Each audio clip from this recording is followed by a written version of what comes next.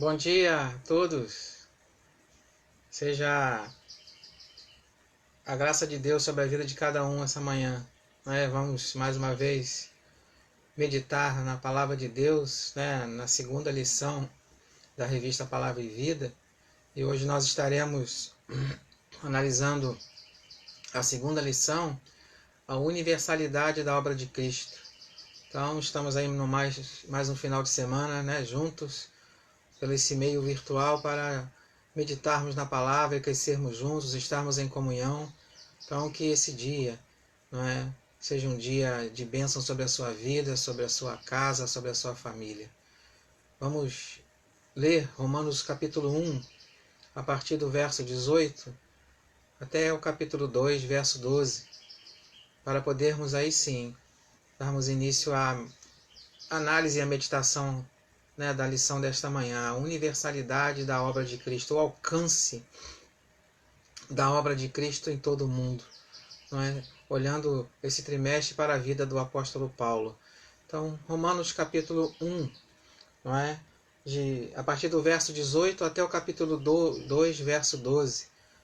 Deus te abençoe, e vamos aí ler juntos. Eu estarei lendo no canal NVI, tá bom? E aí meditaremos nas palavras de Deus aqui, de acordo com a lição desta manhã. Diz assim Romanos 1, a partir do verso 18 até o capítulo 2, verso 12. Portanto, a ira de Deus é revelada no céu contra toda a impiedade e injustiça dos homens, que suprimem a verdade pela injustiça. Pois o que de Deus se pode conhecer é manifesto entre eles, porque Deus lhe manifestou. Desde a criação do mundo, os atributos invisíveis de Deus, seu eterno poder e a sua natureza divina, têm sido vistos claramente, sendo compreendidos por meio das coisas criadas, de forma que tais homens são indesculpáveis, porque, tendo conhecido a Deus, glorificaram como Deus, nem lhe renderam graças, mas aos seus pensamentos tornaram-se fúteis, e os seus corações insensatos obscureceram-se, dizendo-se sábios, tornando-se loucos, e trocaram a glória de Deus imortal por imagens feitas segundo a semelhança do homem mortal, bem como de pássaros, quadrúpedes e répteis. Por isso, Deus os entregou à impureza sexual, segundo os desejos pecaminosos dos seus corações, para a degradação dos seus corpos entre si. Trocaram a verdade de Deus pela mentira e adoraram e serviram as coisas e seres criados em lugar do Criador, que é bendito para sempre. Amém. Por causa disso, Deus os entregou a paixões vergonhosas. Até suas mulheres trocaram suas relações sexuais naturais por outras contrárias à natureza. Da mesma forma, os homens também abandonaram as relações naturais com as mulheres e se inflamaram de paixões um pelos outros. Começaram a cometer atos indecentes, homens com homens, e receberam em si mesmo o castigo merecido pela sua perversão. Só um minutinho, deixa eu fechar aqui. Apareceu uma tela ali, tá bom? Homens, e receberam em si mesmo o castigo merecido pela sua perversão. 1:28. Além do mais, visto que desprezaram o conhecimento de Deus, ele os entregou a uma disposição mental reprovável para praticarem o que não deviam.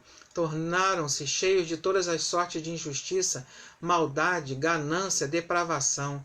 Então, cheios de inveja, homicídio, rivalidades, engano e malícia, são bisbilhoteiros, caluniadores, inimigos de Deus, insolentes, arrogantes e presunçosos, inventam maneira de praticar o mal, desobedecem a seus pais, são insensatos, desleais, sem amor pela família, implacáveis. Embora conheçam o justo decreto de Deus de que as pessoas que praticam tais coisas merecem a morte, não somente continuam a praticá-las, mas também aprovam aqueles que as praticam. Romanos 2, agora até o verso 12.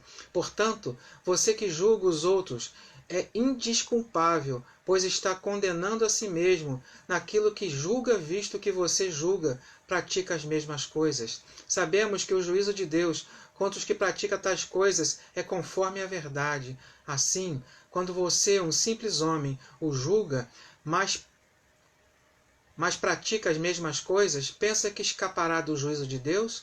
Ou será que você despreza as riquezas da sua bondade, tolerância e paciência, não conhecendo que a bondade de Deus o levará ao arrependimento? Contudo, por causa da sua teimosia e do seu coração obstinado, você está acumulando ira contra si mesmo para o dia da ira de Deus, quando se revelará o seu justo julgamento. Deus retribuirá a cada um conforme o seu procedimento. Ele dará vida eterna aos que, persistindo em fazer o bem, buscam glória, honra e imortalidade. Mas haverá ira e indignação para os que são egoístas, que rejeitam a verdade e seguem a injustiça. Haverá tribulação e angústia para todo ser humano que pratica o mal, primeiro para o judeu e depois para o grego. Mas a glória, honra e paz para todo o que pratica o bem, primeiro para o judeu e depois para o grego. Pois em Deus não há parcialidade. Todo aquele que pecar sem a lei também perecerá, e todo aquele que pecar sob a lei, pela lei será julgado. Vamos orar? Senhor, em nome de Jesus, muito obrigado pela leitura da Tua palavra, Senhor Deus, aqui em Romanos capítulo 1 e capítulo 2. Continue, Senhor Deus, através da Tua palavra a falar conosco. Eu te agradeço pela vida de cada um que está aqui conosco ao vivo e aqueles que estarão, Senhor Deus, acompanhando logo depois ou posteriormente, Senhor Deus. Não sabemos o tempo, a abrangência desse vídeo, mas o Senhor conhece todas as coisas. Que chegue, Senhor Deus, aonde chegar, Senhor Deus, seja nesse momento agora ou posteriormente, Senhor Deus, para trazer graça e paz à vida de cada um. Muito obrigado pela vida de cada um, Senhor Deus, que durante esses dias que nós estamos em reclusão, Senhor Deus, não podemos estar ali em comunhão coletiva, completaram mais um ano de vida, Pai. Abençoa cada um. Ó Pai, em nome de Jesus, essas semanas que estamos fazendo o culto, os estudos a partir aqui da nossa casa, Senhor Deus, estamos em comunhão também com os nossos irmãos. Muito obrigado por isso. Abençoa cada um, cuida de cada um. E muito obrigado por este final de semana, Senhor Deus, que mais uma vez o Senhor nos permite viver. Eu te louvo e te agradeço em Cristo Jesus, o teu Filho. Amém.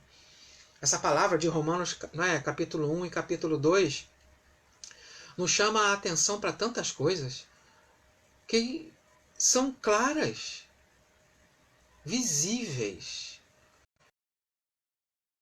Pelo Santo Espírito, nos apresenta o relato de quem é o ser humano. O apóstolo Paulo, através da leitura que acabamos de fazer, nos demonstra a índole do ser humano. O ser humano sem Deus, o ser humano sem direção de Deus, o ser humano perdido. Então, como diz aqui o verso 1 do capítulo 2, você que julga os outros é indesculpável, pois se está condenando a si mesmo naquilo que julga, visto que você julga e pratica as mesmas coisas. Então essa universalidade da obra de Cristo, que Paulo nos apresenta, essa abrangência, que não há judeu e nem grego, que não há acepção de pessoas, como a palavra mesmo nos deixa muito bem claro. Ele nos apresenta de uma forma totalmente diferente, porque ele traz a verdade na lata, como costumamos dizer.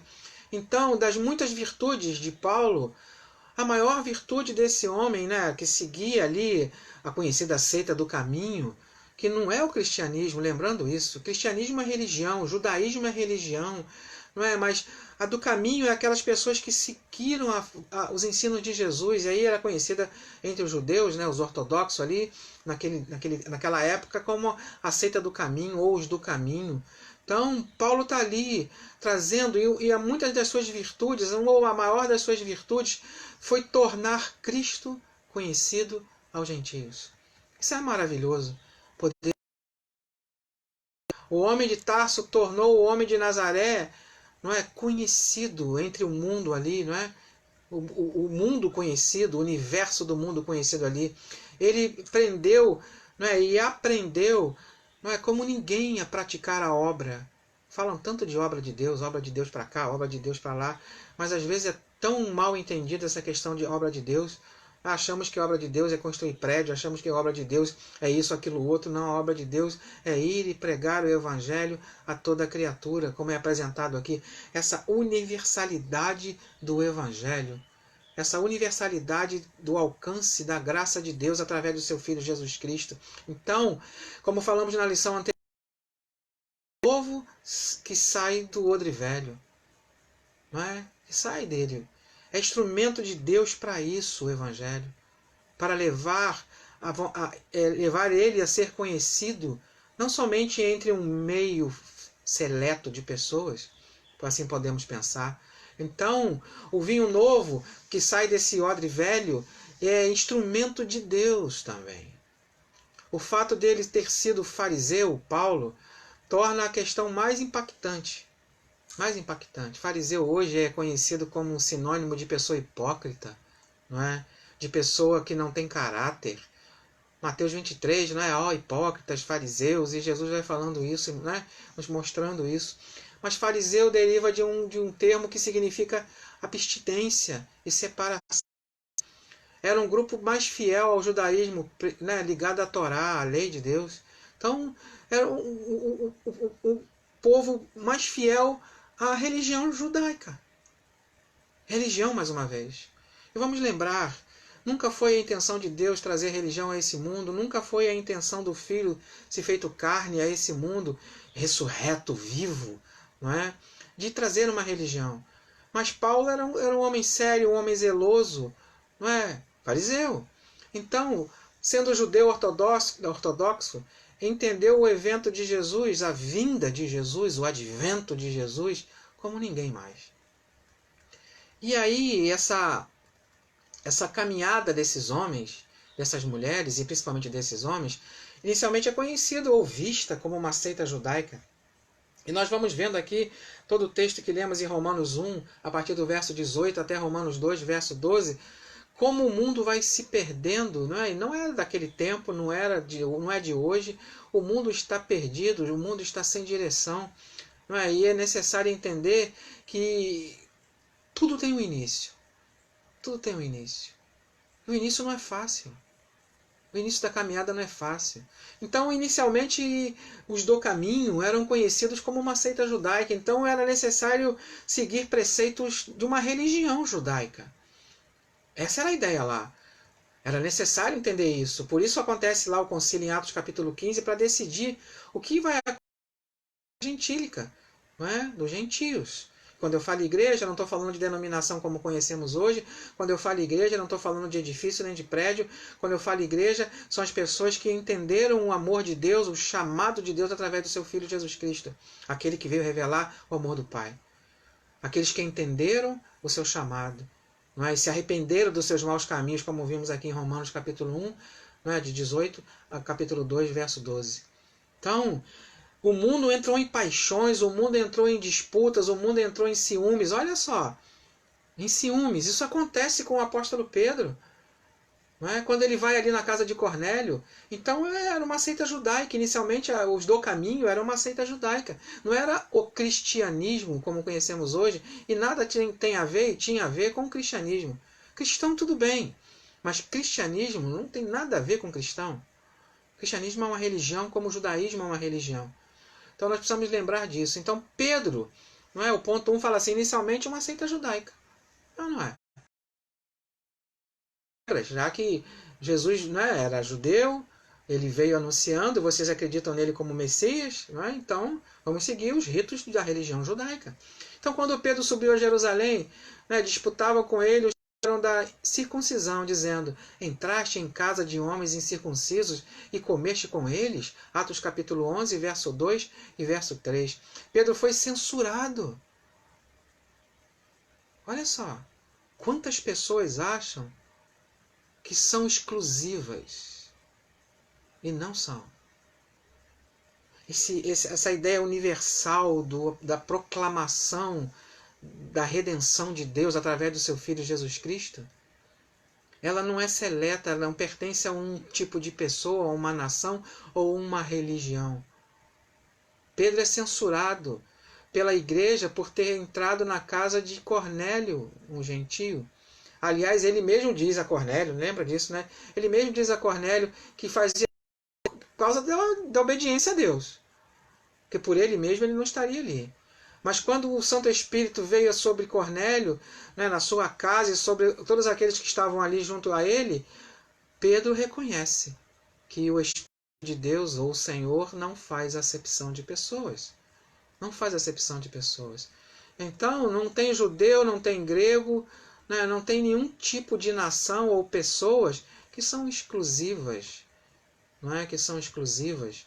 Não é que Deus ele simplesmente escolhe alguns, como alguns pregam, ele escolhe alguns e outros não. Então, iniciando-se como uma seita judaica, nós vamos entender que todo momento e todo tempo somos convidados a buscar Deus, não é? Buscar a Deus no conhecimento da verdade, no anúncio do Evangelho. Pedro e seus companheiros, não é? Estavam ali e perceberam, se admiraram, não é, com o que Deus estava fazendo ali na casa de Cornélio. Se admire com o que Deus tem feito na sua casa. Se admire com o que Deus tem feito com a sua família e agradeça a Ele, mesmo nesse momento de reclusão. Os gentios também tinham direitos espirituais, porque Deus não faz acepção de pessoas. Quem busca o seu próprio mal é a própria pessoa. Lembra? A alma que pecar, a pessoa que pecar, essa morrerá. O pai não levará o pecado do filho, nem o filho levará o pecado do pai. Então, na intenção de Deus, no desejo de Deus de alcançar toda a face da terra com a mensagem redentora, chama o apóstolo Paulo, né, para ser o seu enviado, o seu apóstolo aos gentios, que tinha essa missão de levar Cristo conhecido àqueles que não tinham esse direito segundo ali os judeus. Ou então que eles tinham que seguir o ritual, a circuncisão e tudo aquilo que era necessário para encontrar-se com Deus. Né? Mas nem assim a questão cessou. Nem assim, ou seja, havia necessidade de levar não só a Cornélio, mas a todos os gentios a boa notícia, o Evangelho. E aí, em Atos capítulo 15, de 1 a 29, como já falamos, há o concílio, o primeiro concílio ali em Jerusalém, para decidir como será a caminhada dos gentios. Dos gentios, porque a igreja de Deus, ou seja, o povo de Deus, a comunidade de Deus, não é feita somente de uma nação, de um povo, mas é feito de todos aqueles que entenderam o seu chamado amoroso e se renderam a esse chamado amoroso. Então, lá em Atos capítulo 15, verso de 1 a 29, a igreja se reúne para tomar decisões que definiriam como os gentios se comportariam diante da comunidade de fé. Os do caminho era uma seita judaica, entendida como uma seita judaica, a quem entrasse nela deveria cumprir os rituais, os ritos, né, do judaísmo. Nesta ocasião, o concílio em Atos dos Apóstolos, capítulo 15, traz direcionamento. Não há imposições. Na verdade, Deus nos apresenta escolhas. Você faz o que você quiser da sua vida. Eu faço o que eu quiser da minha vida. Mas daremos conta de tudo que fizermos com o nosso corpo. Daremos conta. Então, há uma ruptura entre a igreja gentílica e a igreja judaizante, podemos dizer assim. Há uma ruptura. Há uma ruptura. E Paulo parte diretamente para pregar aos gentios, mas com dor no coração, porque desejando que os seus também sejam salvos. Lembra? Ele sempre falava isso. Sempre falava isso. Nas suas mais duras cartas, ele disse, Paulo, que a circuncisão como rito religioso anulava a obra de Cristo. Gálatas 5, verso 2. Ou cristão, lembrando, não tem nada a ver com cristianismo, ou judaizante. Uma coisa ou outra. Ou você segue Cristo, ou você segue as religiões. Essa é a escolha. Essa é a escolha. Essa é a escolha. A salvação pela graça por meio da fé em Cristo, Efésios 2:8 e Gálatas 2:16, ou a salvação pela imposição, não é? Pela imposição de regras. Assim as pessoas entendiam que era a imposição de regras, mas na verdade a apresentação de escolhas. Não é? 2 caminhos te dou, vida ou morte. Isso não é imposição. Isso é escolha. Isso não vem com essa conversa que esquece o Testamento, não vem com essa conversa.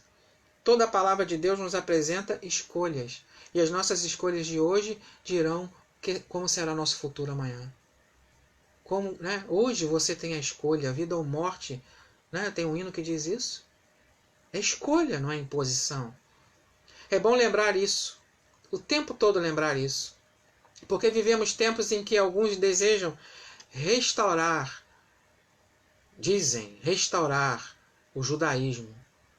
Não é? Restaurar uma religião judaica, que também está tão distante como o cristianismo, do desejo de Deus, da vontade de Deus.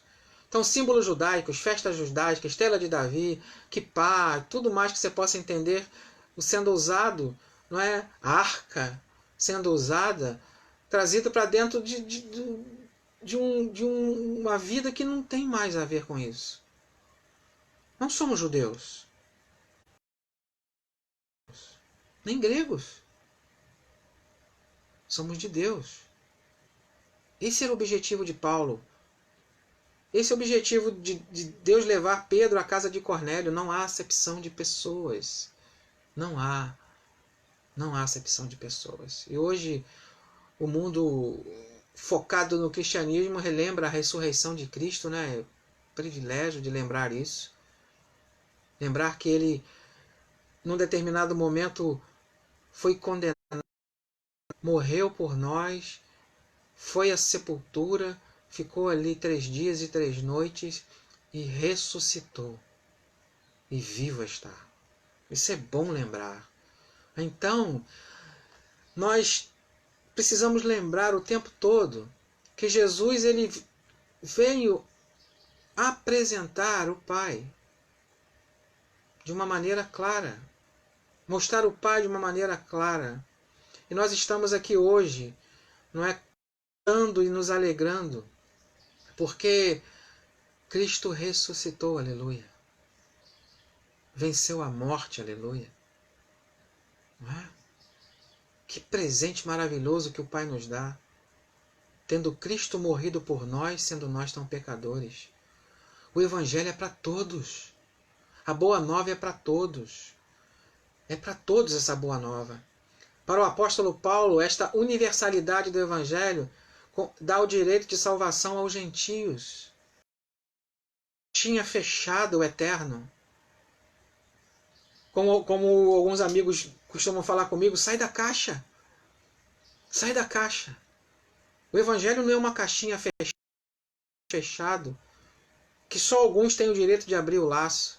Um presente que só alguns têm o direito de abrir. É para todos esse presente. Então o Evangelho é para todas as pessoas. Estava previsto, né, determinado no coração de Deus de salvar a todos, de buscar a todos. A começar de Abraão, né, essa narrativa de Deus buscando salvação através de usar pessoas, autorizar pessoas a serem representantes dele na terra. Ele dá o direito ao homem, a todo ser humano, de ser alcançado pela sua palavra. Sua palavra. Então o Senhor disse a Ananias, que é recém-convertido, Saulo era um vaso escolhido para levar o meu nome perante os gentios. Atos 9, verso 15. Tiago, Pedro e João, líderes da igreja de origem judaica, reconhecem que Paulo era um homem destinado por Jesus para pregar o evangelho aos gentios. Gálatas 2, 7 e 9. Ele mesmo, Paulo, não é? Ele mesmo, Paulo, se sente, num momento, tão incapaz, tão pequeno, chamado missionário aos gentios. E várias vezes nós observamos, né, esse desejo de alcançar as nações e de pregar o evangelho a todas as pessoas. Enquanto você caminha, é um imperativo, né? Enquanto você vai, enquanto você anda, faça discípulo de todas as nações. Não é somente de uma nação. Seria uma incoerência estar ali em Atos capítulo 2, quando é a narrativa do Espírito, e ali nasce, não é, uma nova comunidade de fé. Seria muito incoerente estar 16 nações representadas ali com seus 16 dialetos diferentes, 16 povos diferentes ou 16 etnias diferentes. Seria muito incoerente ficar fechado somente a Jerusalém, somente a um tipo de povo, somente a uma etnia. Paulo entende esse chamado missionário aos gentios, e o ensino de Paulo é claro. Deus encerrou a todos os homens, quer judeus, quer gregos, debaixo do pecado. Todos os homens, todos pecaram e destituídos estão da glória de Deus. É isso que está na sua mente o tempo todo. Então é necessário com ardor, com fome de levar a palavra aos que estão perdidos. A vantagem de ser judeu é que eles receberam os oráculos divinos. Romanos 3, verso 1. E o que isso significa? A resposta vinda de Deus direta, a vontade de Deus revelada. Não é? Esses são os oráculos de Deus. Eles recebem esse oráculo de Deus que chega até nós. Foi através deles. O Antigo Testamento, né, que nos demonstra tudo isso. A história de um povo que Deus escolheu para que chegasse a sua palavra até nós. Somos gratos a essa nação, a esse povo. Perseverante na fé, sim. Que preserva a palavra. Que honra a palavra. Então, o ensino de Paulo ele não se limita somente a isso. Ele está focado em todas as nações. Mas nós não podemos esquecer que foi a esse povo que Deus deu de respostas diretas. Foi a esse povo que Deus usou o seu oráculo, ou seja, os seus oráculos, a resposta, a vontade, a revelação a esse povo. Foi a esse povo. Então a vantagem deles é essa, que eles receberam os oráculos de Deus, ou seja, as respostas de Deus, a vontade de Deus, a revelação de Deus. Mas vamos lembrar, todos estão debaixo do pecado. No pensamento de Paulo, Deus é o Salvador de todos os homens. 1 Timóteo 4,10. O desejo de Deus é que todos os homens, e não somente apenas uma nação ou um povo escolhido, sejam salvos. 1 Timóteo 2,14. Isso é, a universalidade da obra de Cristo. Ele é o Salvador possível. Destacar isso. Ele é o Salvador possível para todos os homens. Todos podem ser salvos. Não somente alguns. Todos podem ter salvos. Mais uma vez, Cristo, ele é o Salvador possível para todos os homens. Todos podem ser salvos. Dizemos possíveis porque a universalidade, sim. Universalismo, não. Há uma diferença. A abrangência é universal. A abrangência é mundial.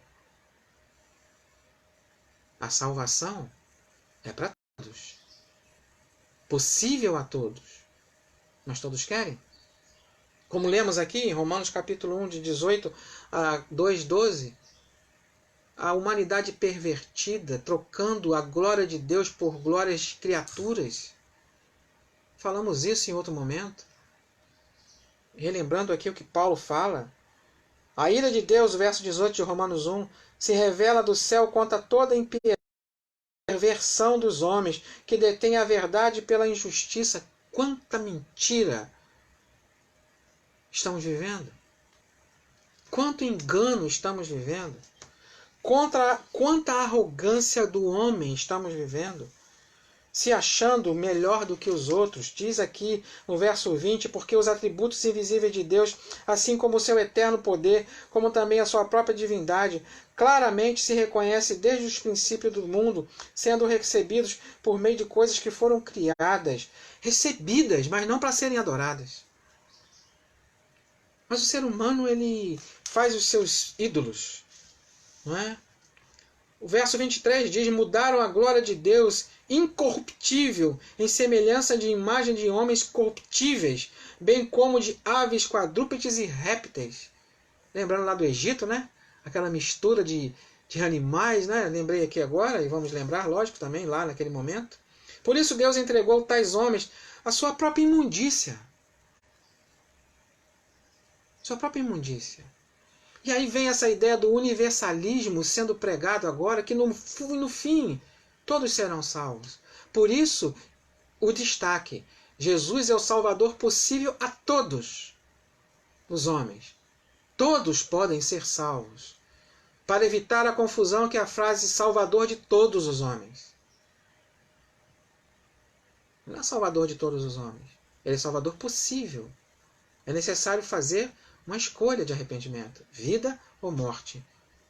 O antigo ligado com o novo ligado com o antigo o tempo todo.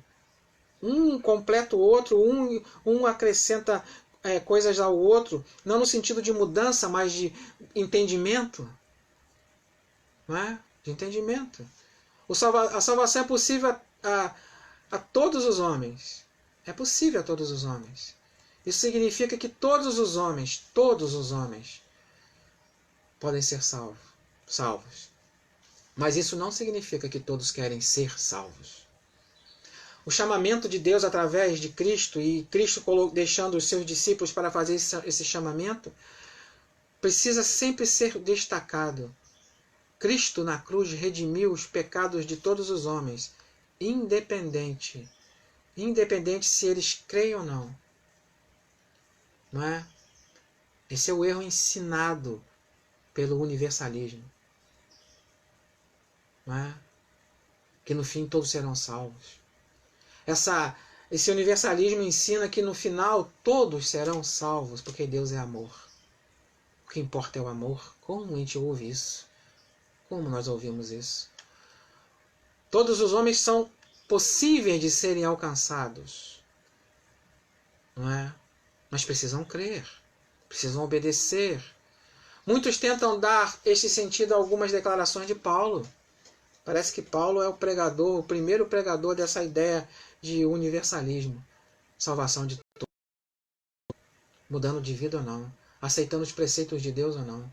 Paulo deixou claro que não há salvação compulsória. Não é? Então não há uma imposição para que sejam salvos. Mais uma vez, Paulo deixou claro que não há uma salvação compulsória, ou seja, não há uma obrigação, há uma escolha. O tempo todo Deus trabalhando com escolha. O tempo todo. O tempo todo. Desde o início, Deus trabalha com a nossa escolha, com a sua escolha, com a minha escolha, desde o princípio. Então, não é assim, Deus decreta todos justos. Não. A vida eterna é crer no eterno como o único Deus e em seu Filho Jesus Cristo, a quem Ele enviou. Essa é a vida eterna. Essa é a vida eterna. Então é necessário escolhas. Paulo deixa isso muito claro, que não há uma salvação imposta aos homens. Os homens é que devem querê-la, entendê-la. Ela já foi oferecida, já foi entregue a cada um de nós. Em 2 Coríntios 5,20, após dizer que Deus nos reconciliou consigo em Cristo, não é? E em 2 Coríntios 5,18, ele pede que os homens aceitem a reconciliação. A salvação é para todo aquele que invocar o nome do Senhor. Romanos 10, verso 13. Invocar é mais do que recitar ou dizer alguma coisa de cor.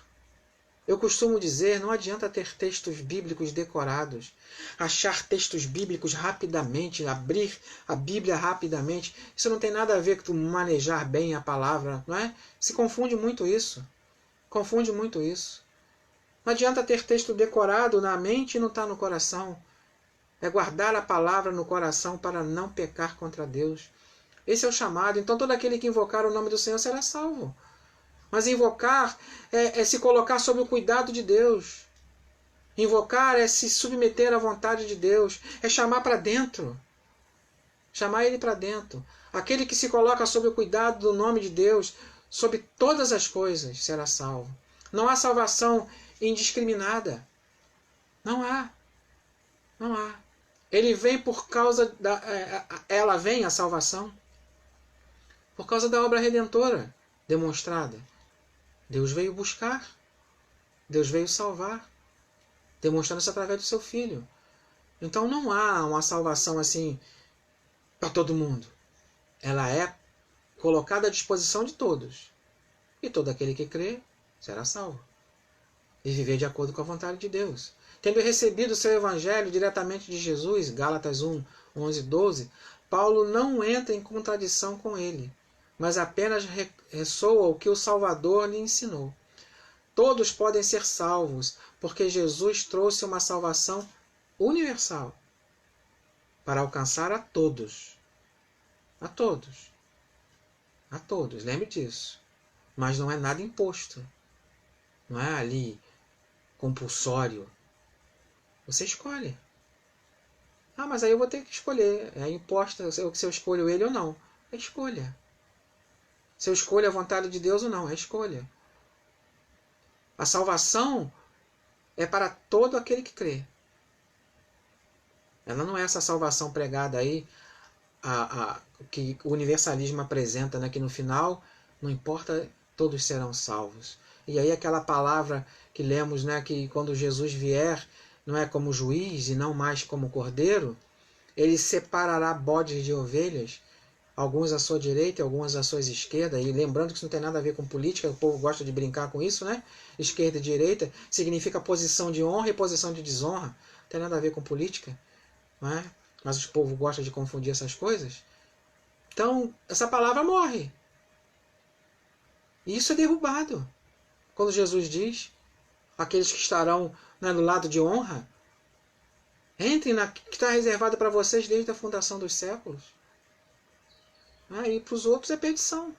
Perdição eterna. Não há mérito em ninguém.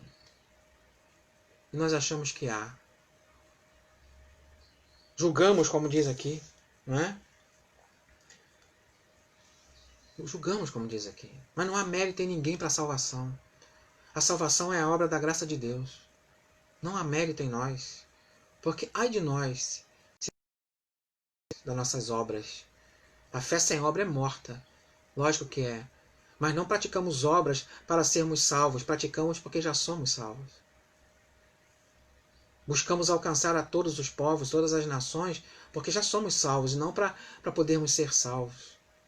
Então, a universalidade do Evangelho significa que só há salvação pela graça por meio da fé. Só há salvação por meio da fé. Efésios 2, de 8 a 9. Ninguém pode ser salvo a não ser pelo entendimento da obra de Cristo. De Cristo. Senão seria em vão a sua vinda. Está sendo comemorada agora, não é? Não o seu nascimento, mas comemorado agora a sua morte, o seu sepultamento e a sua ressurreição. Ninguém é salvo por ser bom. Não há um bom sequer, um justo sequer, lembra? Mas somente pela graça de Deus oferecida através de seu Filho. O destino eterno de bilhões de pessoas está nas mãos daqueles que entenderam. Não para ser salvação, mas instrumento dela. Como temos demonstrado Cristo às pessoas que estão à nossa volta. Como temos demonstrado o amor de Deus às pessoas que estão à nossa volta. Então, que ninguém, como eu costumo dizer, acho que é o 447, né, o hino 447, não me falaram de Cristo, que ninguém possa dizer isso de você nem de mim, os que estão ao nosso alcance.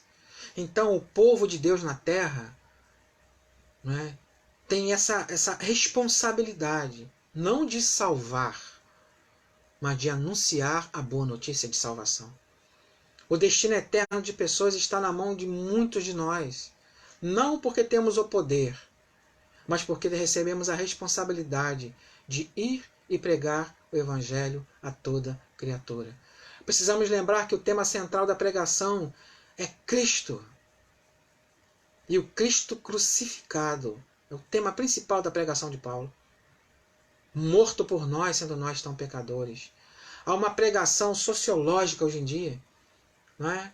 Há uma pregação de conceitos humanos, de autoajuda, como eu falei em um outro vídeo. Não tem nenhum problema em você buscar conselho, não tem nenhum problema em você buscar ajuda. Mas a pregação está muito humanista. Paulo é duro aqui. Ou não é duro aqui? Ele é duro aqui. Vocês são indesculpáveis, diz. Ó homem que quando julgas quem quer que sejas e pratica as mesmas coisas que julga. Ele é muito duro. Bem sabemos que o juízo de Deus é segundo a verdade contra os que praticam tais coisas. Então contra aquele que denuncia também e continua praticando. Eu denuncio. Santarrão, cuidado com o sepulcro caiado. Está sob o juízo de Deus. Tu, ó homem que condenas os que praticam tais coisas e fazes as mesmas. Pensas que se livrará do juízo de Deus? Pensa. Romanos 2, verso 3.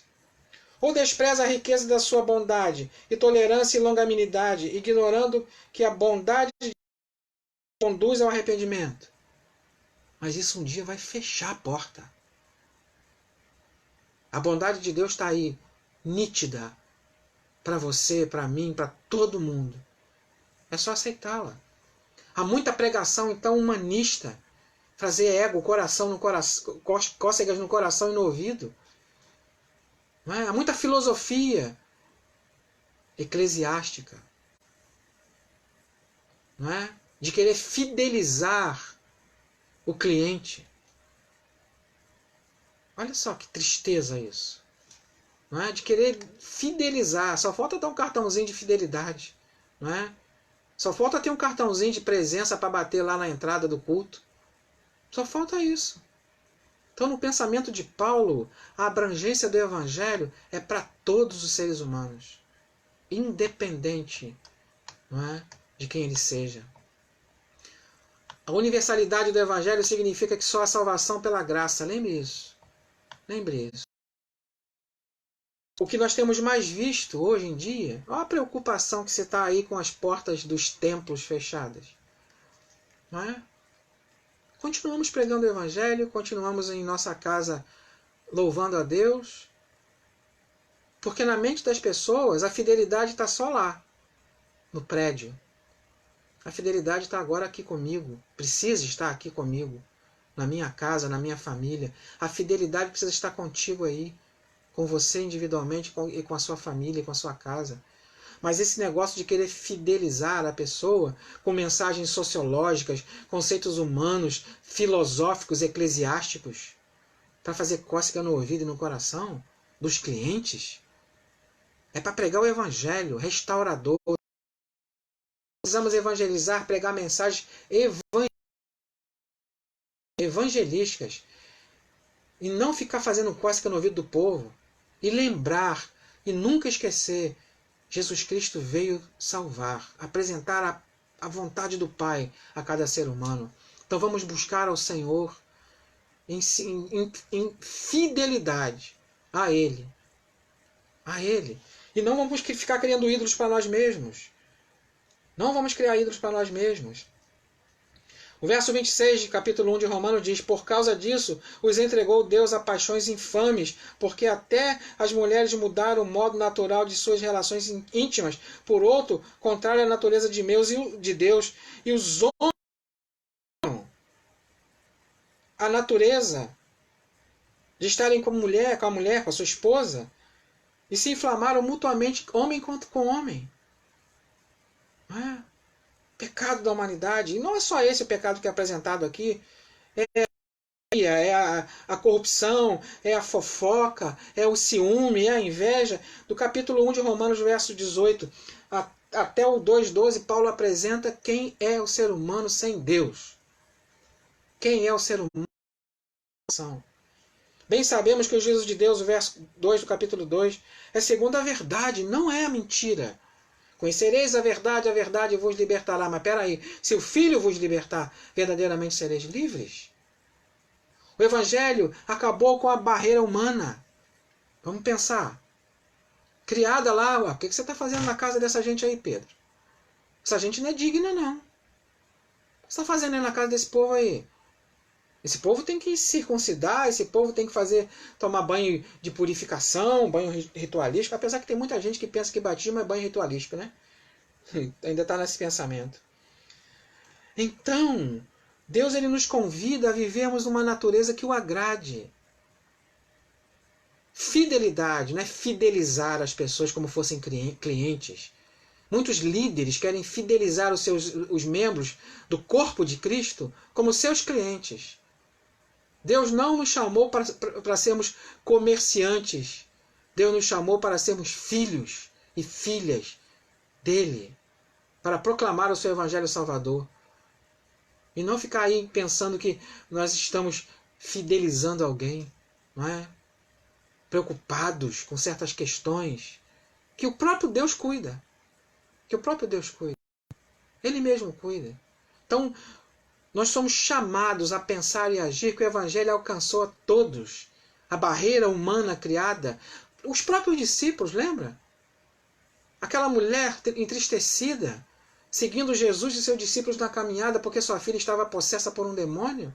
Uma cirofenícia, uma gentílica, né? Não era judia. Não pertencia à nação de Israel.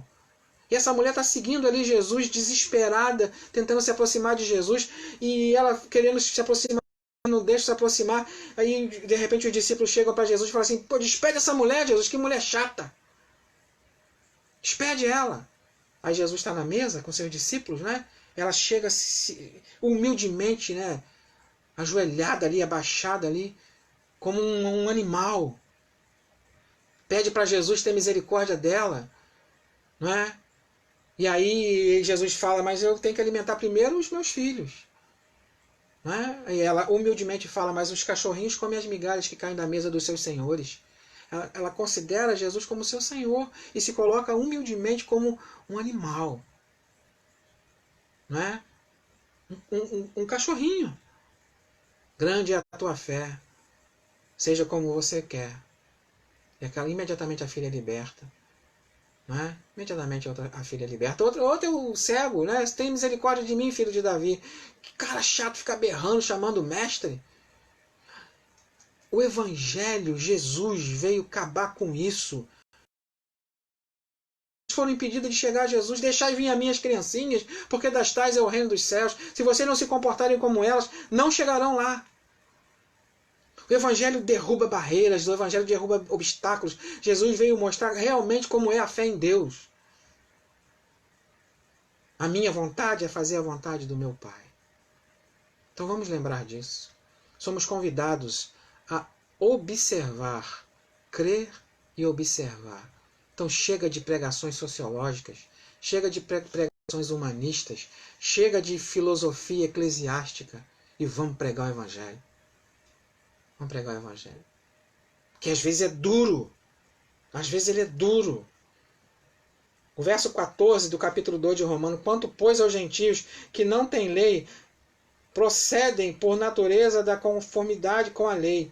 Não tendo a lei, servem eles de lei para si mesmos. Né? Si mesmos. Esse chamado de Paulo. O Evangelho nos sacode também. Nos sacode também. Glória, porém, o verso 10 do capítulo 2 de Romanos, e honra e paz a todo aquele que pratica o bem, ao judeu primeiro e também ao gentio. Então não tem exclusividade. Jesus veio criar pontes e não muros. Então vamos parar de criar muros e vamos ser construtores de pontes. Que Deus te use como um homem de Deus, como mulher de Deus, para levar,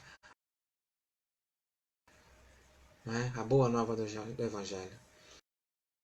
Do capítulo 2 de Romanos diz assim: contudo, por causa da sua teimosia e do seu coração obstinado, você está acumulando ira contra si mesmo para o dia da ira de Deus, quando se revelará o seu justo julgamento. Deus retribuirá, verso 6, a cada um conforme o seu procedimento. Ele dará vida eterna aos que, persistindo em fazer o bem, buscam glória, honra e imortalidade. Mas e indignação para os que são egoístas, que rejeitam a verdade e seguem a injustiça. Ó Senhor, tem misericórdia. Haverá tribulação e angústia para todo ser humano que pratica o mal, primeiro para o judeu, depois para o grego. Não há acepção nem prejuízo, mas glória, honra e paz para todo o que pratica o bem, primeiro para o judeu e depois para o grego. Também não há acepção nesse sentido, pois em Deus não há parcialidade. Todo sem a lei também perecerá, e todo aquele que pecar sob a lei, pela lei será julgado. Não tem desculpa. Então não é essa salvação para todos, mas uma salvação possível a todos que creem. Que Deus te abençoe, não é? Que Deus continue cuidando de você, cuidando de tudo aquilo que está além da sua força, nesse momento que estamos vivendo. Que Deus te abençoe e te guarde, não é? E que a prática do Evangelho seja cotidiana. Vamos aprender e aproveitar esse momento de reclusão que estamos vivendo para que possamos aprender a viver piedosamente em Deus. É isso que Ele quer de nós. Então, tudo tem um começo. Tudo começa lá, com a vinda do Senhor, para mostrar a vontade do Pai. E mais para finalizar, Deus, de muitas das virtudes de Paulo, muitas mesmo, não somente dele, né, mas o foco desse trimestre é olhar para esse homem, é de levar Cristo conhecido a todas as nações.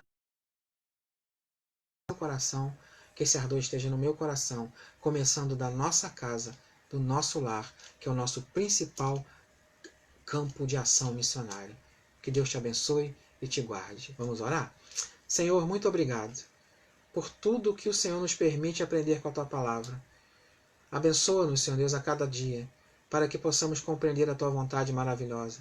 E mais uma vez, muito obrigado pelo privilégio de poder meditar na lição desta manhã, a abrangência do Evangelho sendo apresentada para cada um de nós. Muito obrigado. Hoje, talvez, alguém precise fazer uma escolha. Que seja a escolha de vida. Em nome de Jesus. Amém. Deus te abençoe, querido. Daqui a pouco estamos de volta com a palavra desta manhã. Amém.